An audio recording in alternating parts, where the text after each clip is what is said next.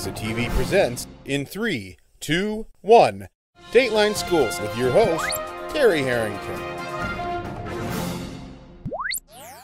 Well, this week on Dateline Schools, we're learning about the first robotics program. 6 high schools in the St. Clair County have robotic teams.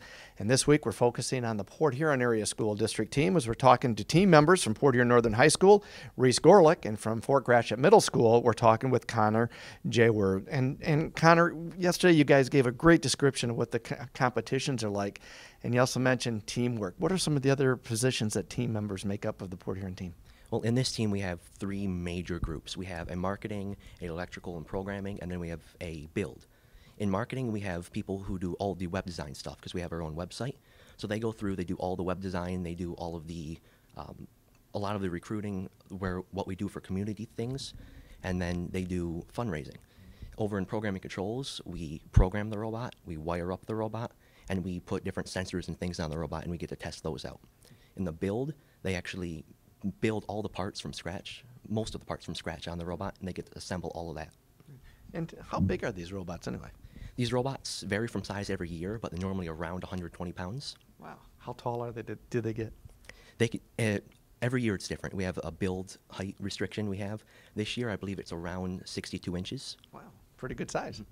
Now, when you go to control the robot, how does that work in the competitions?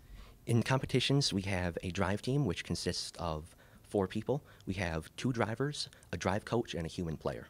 The 2 drivers, one of them will have a joystick, and they will be driving the robot. The other one will have a game controller or a gamepad, and they will be operating how we pick up the totes and what else we do with the robot. We have a drive coach, which will instruct them what to do during competition.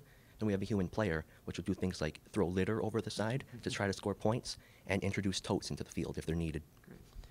And Reese, one of the big things of this program are the community mentors that come and work with you kids and help you teach all of this kind of stuff. How important is that, and what's that like working with those mentors?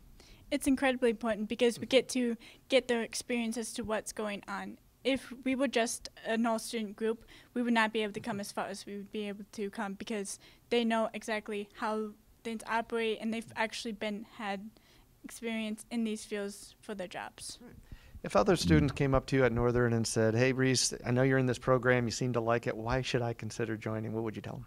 Power tools, food, because of Magnum Nights. And also, it really is a good experience. You get to learn about teamwork, and you get scholarship money in case you want to go to good college, all these things that are just very exciting.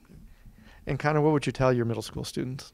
I would, again, like Reese said, a lot about the scholarships. There are a lot of scholarships offered for first students, and we learn so much here that we can just take straight from here and apply to the field.